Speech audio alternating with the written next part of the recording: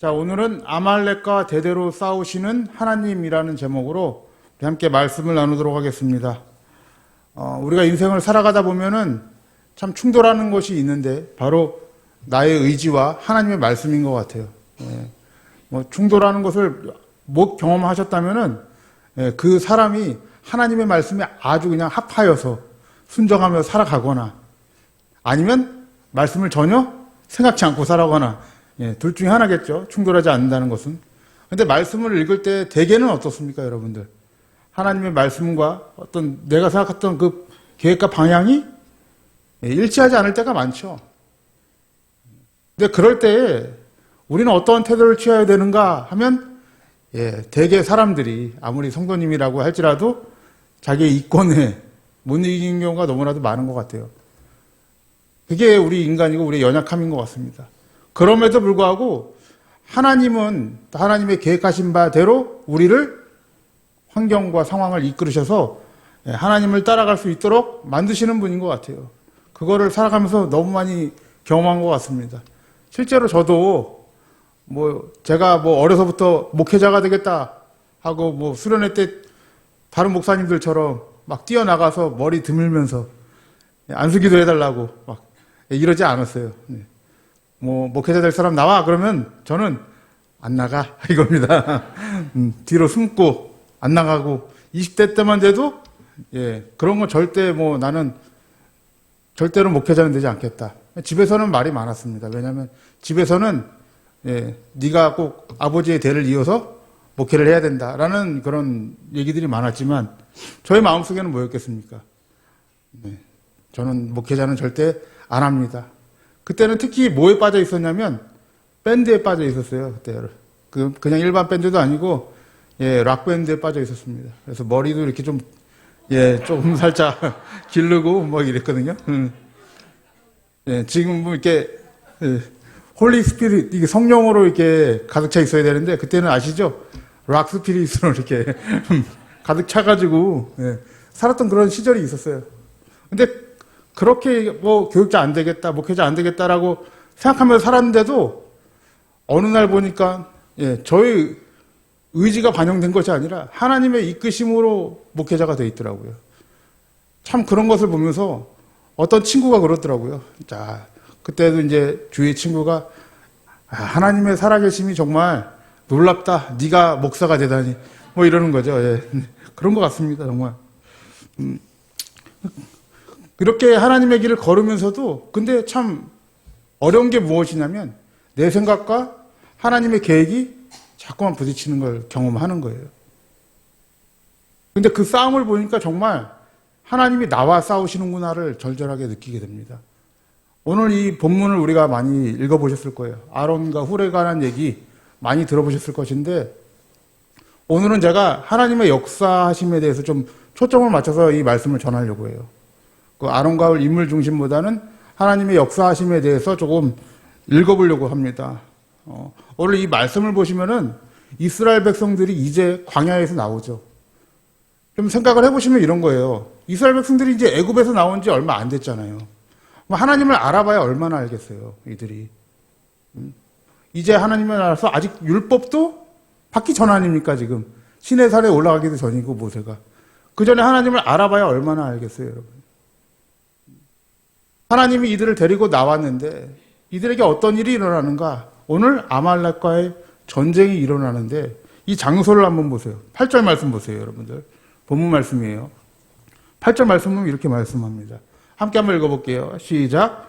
때에 아말렉이 이르러 이스라엘과 르비딤에서 싸우니라 라고 말씀하고 있어요. 아말렉이랑 어디서 싸우고 있어요? 르비딤이라고 싸우고 있어요. 르비딤이라는 지역에서 싸우고 있어요. 이 지역은 그냥 광야 지역이라고 생각하시면 됩니다. 그런데 여러분 이 르비딤이라는 지역이 17장에 한 번 더 나와요. 이 아말렉 부분에서만 나오는 게 아니라 1절을 보시면은 그 르비딤이라는 지역이 나옵니다. 그러니까 1절이 이게 배경인데 한번 보세요. 1절 말씀 함께 한번 읽어보겠습니다. 자, 시작. 이스라엘 자손의 온 회중이 여호와의 명령대로 신광야에서 떠나 그 노정대로 행하여 르비딤에 장막을 쳤으니 백성이 마실 물이 없는지니라. 르비딤이라는 지역이 지금 나오죠 또. 근데 르비딤이라는 지역에 장막을 쳤는데 뭐가 없어요? 마실 물이 없는 거예요. 하나님이 우리를 이끌고 나왔으면 물 같은 건 그냥 챙겨주셔야 되는 거 아니에요? 마실 물이 없어요. 백성들은 그걸 당연하게 생각을 한 거죠. 그래서 어떻게 하냐면 2절 말씀 보세요. 2절 말씀 한번 띄워주시겠어요? 자, 2절 한번 함께 읽어보겠습니다. 시작. 백성이 모세와 다투어 가로되 우리에게 물을 주어 마시게 하라. 모세가 그들에게 이르되 너희가 어찌하여 나와 다투느냐? 너희가 어찌하여 여호와를 시험하느냐? 자, 3절만 한번 더 같이 읽어볼게요. 시작. 거기서 백성이 무리에 가라매 그들이 모세를 대하여 원망하여 가로되 당신이 어찌하여 우리를 애굽에서 인도하여 내어서 우리와 우리 자녀와 우리 생축으로 목말라 죽게 하느냐라고 돼요. 자, 물이 없어서 여러분 어떤 일이 일어나요? 모세와 다투는 일이 일어나죠. 이건 단순히 모세와만 다투는 게 아니죠. 누구를 원망하는 거예요? 하나님을 원망하는 사건이에요. 그러면 여러분들 하나님은 어떻게 처사하실 것 같아요? 이렇게 불평하고 원망하고 있다? 그러면 우리는 아마 이런 생각을 하실 거예요. 하나님이 또 한번 채찍을 드시겠구나. 그런데 여러분, 하나님이 채찍을 드시진 않으세요. 네, 처음에는 이렇게 아주 하나님께서 그의 백성들을 이끌어 가실 때 아주 천천히 하나님이 누구인지를 깨닫게 하시는 것 같아요. 이 말씀들을 읽어보면. 그래서 7절에 보시면은, 아니, 이 6절에 보시면 모세가 물을 내죠. 반석에서 물을 냅니다. 그 물을 누가 마셔요? 이스라엘 백성들이 마셔요. 근데 마셨지만은 그곳 이름을 어떻게 짓냐면 7절 말씀 보세요. 7절. 함께 한번 읽어볼게요. 시작. 그가 그곳 이름을 마사라 또는 무리바라 불렀으니 이는 이스라엘 자손이 다투었음이요 또는 그들이 여호와를 시험하여 이르기를 여호와께서 우리 중에 계신가 아닌가 하였음이니라 라고 되어 있어요. 여러분 이게 굉장히 큰 오늘 이 아말렉 전쟁의 배경이에요. 이스라엘 백성들의 상태가 어떤 것 같아요? 믿음으로 충만한 것 같아요? 아니면 불신앙으로 충만한 것 같아요? 불신앙으로 충만한 것 같죠. 여호와를 시험하고 있어요. 근데 어떻게 시험하냐면 그냥 시험한 것도 아니라 정말 하나님 계시는 분 맞아? 이렇게 시험하는 거죠. 여호와가 계시는가 안 계시는가 시험하는 거예요. 그래서 그것을 하나님과 다투었다라고 해서 무리바라고 이름을 지어요, 여러분. 그때에 어떤 일이 일어나냐면 아말렉이 등장하는 거예요, 여러분. 그때 그 지역에서. 그럼 그 이끄심이 누구의 계획이겠습니까, 여러분들? 하나님의 계획이시겠죠. 아말렉이 등장을 하는 거예요. 그러니까 이게 우리가 이 배경을 가지고 있어야 돼요. 이스라엘 백성들이 아직 불신앙으로 충만할 때 하나님이 아말렉을 부르신단 말이에요, 여러분. 그럼 그 이유가 뭘까요, 여러분들? 하나님이 계신가 안 계신가? 아말렉 전쟁을 통해서 무엇을 가르쳐 주실까요, 하나님이? 당연히 하나님이 그렇죠. 계신 하나님이다. 하나님이 너희와 함께하는 하나님이다를 가르쳐주는 사건이 바로 아말렉 전쟁이라는 거예요, 여러분들. 이건 자명한 일이죠. 그러면 여러분들 아말렉이라는 족속은 어떤 족속인가? 왜 하나님이 하필이면 아말렉을 등장시켰는가? 아말렉에 대해서는 신명기서에 보면 이렇게 설명을 해요. 자, 아말렉이라는 족속 신명기 25장 17절 말씀 한번 볼게요. 자, 17절 말씀 함께 한번 읽어보겠습니다. 시작. 너희가 애굽에서 나오는 길에 아말렉이 내게 행한 일을 기억하라. 18절 한 절 더 읽어보겠습니다. 곧 그들이 하나님을 두려워하지 아니하고 너를 길에서 만나 너희 피곤함을 타서 내 뒤에 떨어진 악한 자들을 쳤느니라 라고 되어 있어요. 여러분 자명한 것은 무엇이에요? 아말렉이라는 족속은 하나님을 두려워하지 않는 족속이에요. 그래서 오늘 마지막 부분에 보시면 하나님이 이 아말렉과 대대로 싸우겠다라고 얘기를 해요. 근데 여러분 신기한 게 뭐냐면 아말렉이라는 족속은 대대로 지금까지 있는 족속들이 아니에요. 히스기야 시대에 아예 그냥 멸망당한 족속이 바로 아말렉 족속이에요, 여러분. 대대로 싸우시겠다고 해요, 근데 하나님은.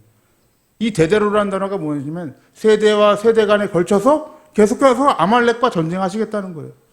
그러면 여러분 이 아말렉이라는 것은 단순히 국가와 민족을 넘는 의미죠. 아말렉 안에 상징적인 의미가 있는 거예요.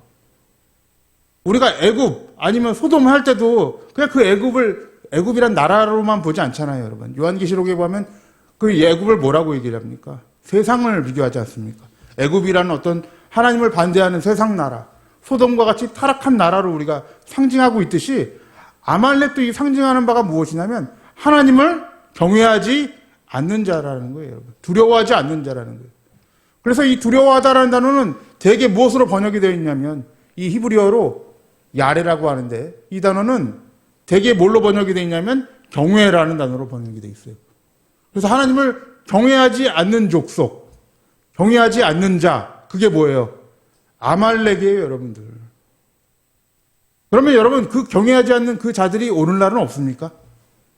그 아말렉이 상징하는 그러한 사람들이 오늘날도 존재한다는 거예요. 그럼 하나님은 무엇과 싸우시는가? 대대로 이 아말렉과 싸우시는 거예요. 하나님을 경외하지 않는 자들하고 싸우고 계시는 거예요. 그래서 하나님이 어떻게 싸우시는가를 좀 오늘 말씀을 좀 볼게요, 그러면. 이게 대표적으로 이제 모세와 아론과 훌을 통해서 하나님이 전쟁을 하시는데 어떤 방법으로 전쟁을 하는지 여러분들 이제 많이 이 스토리는 다 아실 거예요. 스토리의 내용을 한번 볼게요.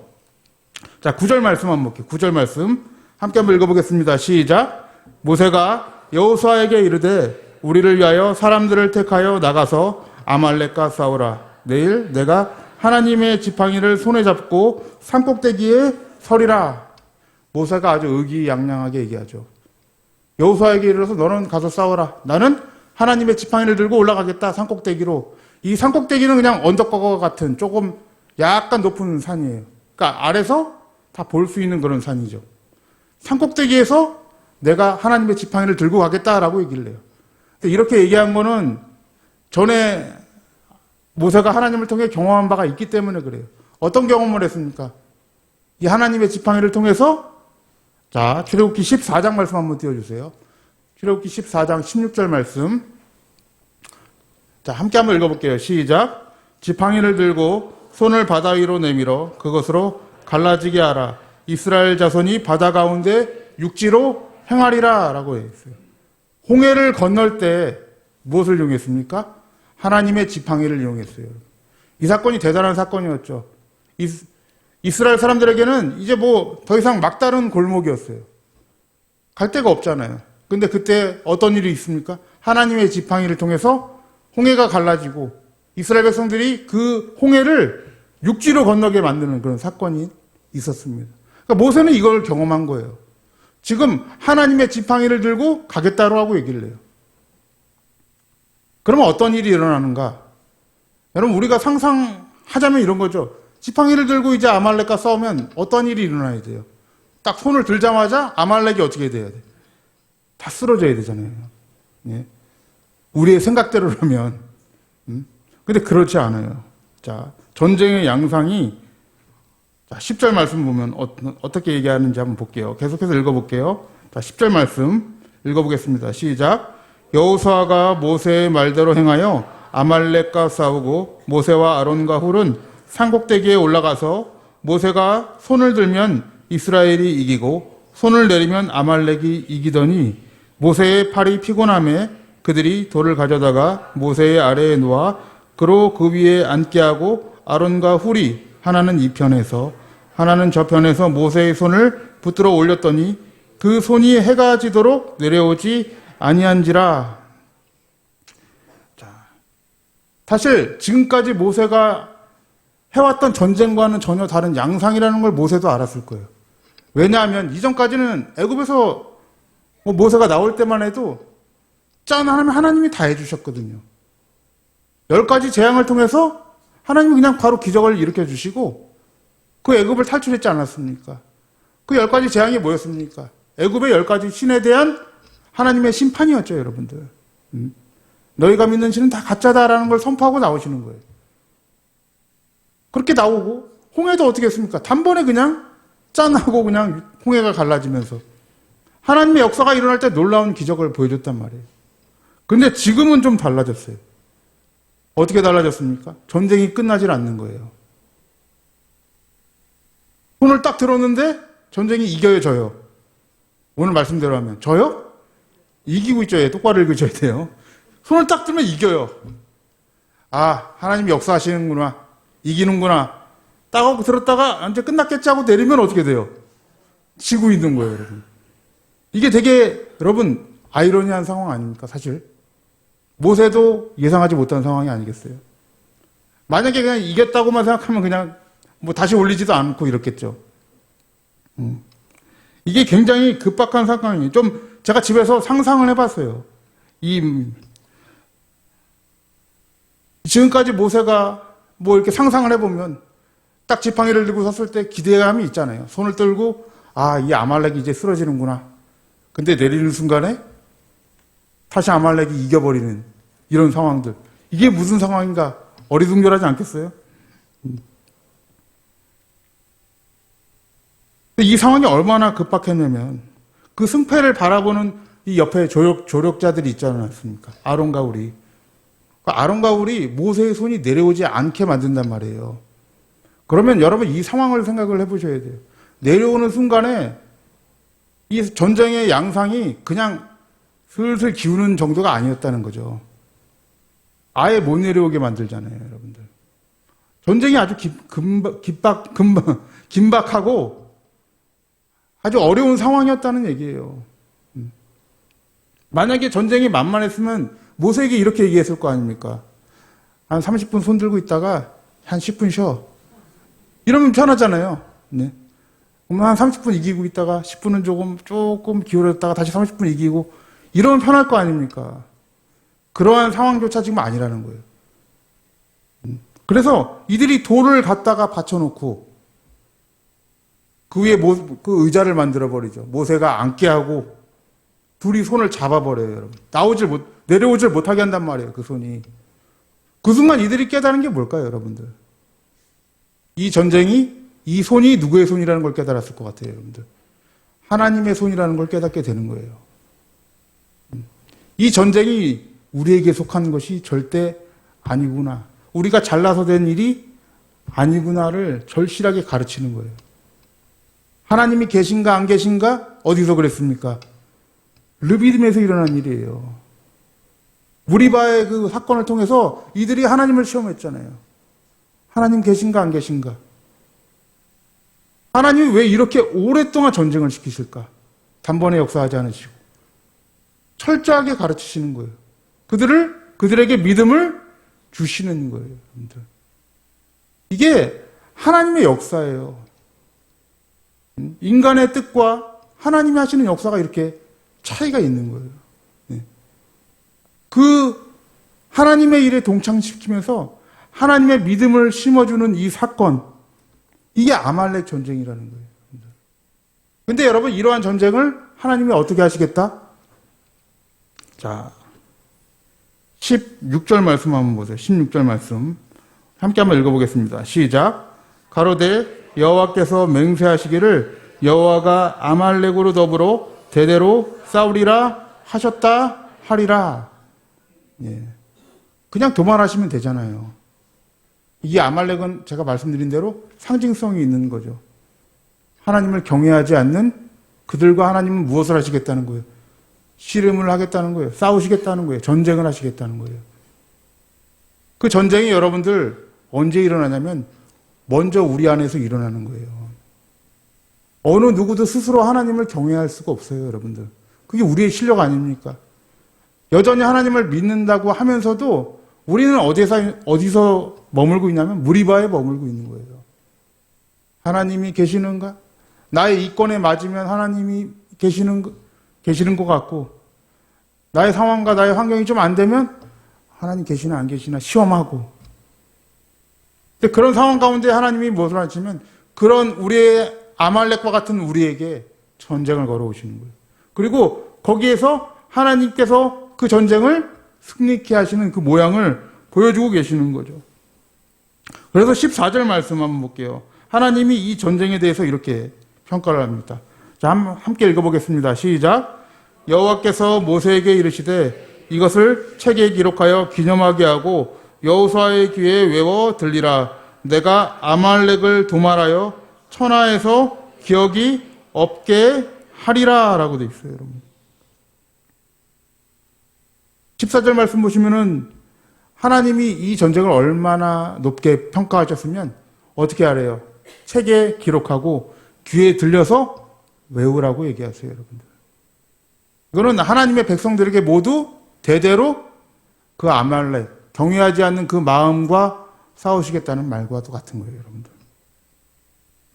그러면 왜 이렇게 하시는가? 하나님의 궁극적인 목적은 바로 15절에 있죠. 15절 말씀 함께 한번 읽어보겠습니다. 시작.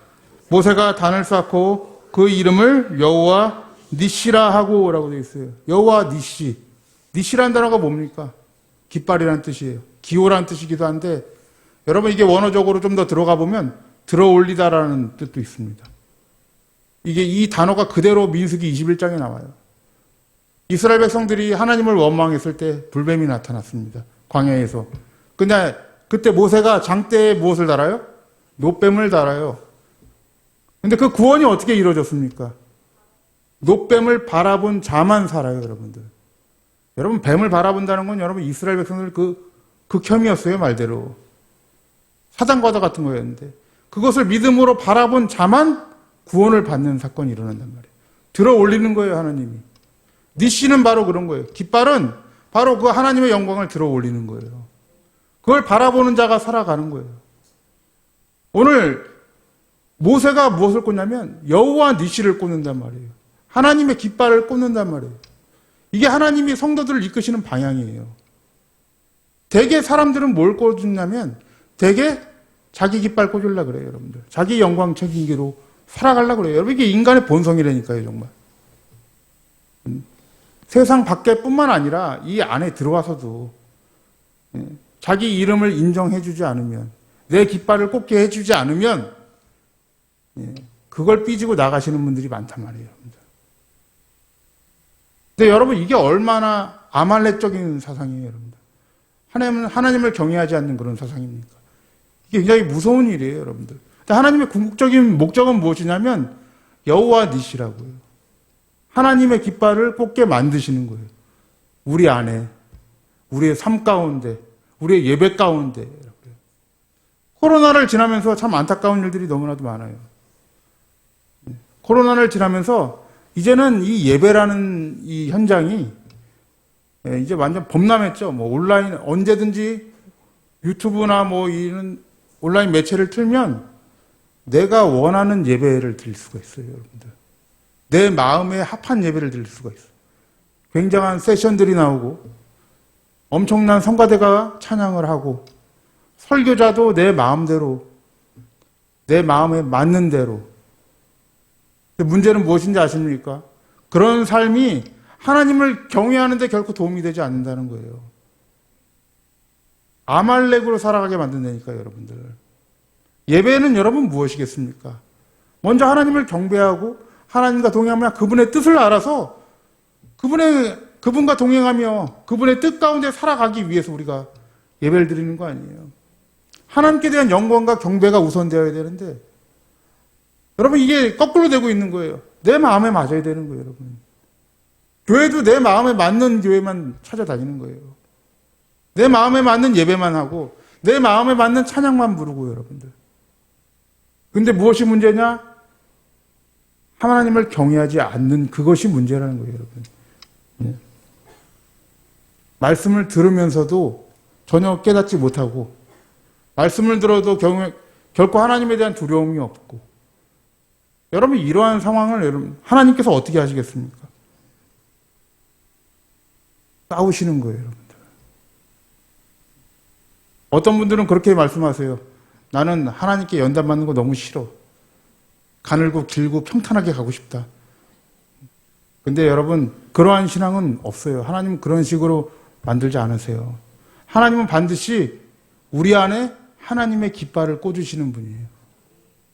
내 깃발이 아니에요. 하나님의 깃발을 꽂으시는 분이에요. 거기에 하나님의 영광을 드러내시는 분이에요. 이게 하나님의 의지고 하나님의 계획인 것입니다. 사랑하는 우리 성도님들, 우리에게 은혜는 바로 그런 거예요. 내가 원하는 대로 잘 되는 게 은혜가 아니라 정말 내 안에 하나님과 가까이 함이 있는가, 하나님의 깃발을 꽂는가, 하나님의 영광대로 살아가는가, 그것이 여러분 진짜 복인 거예요.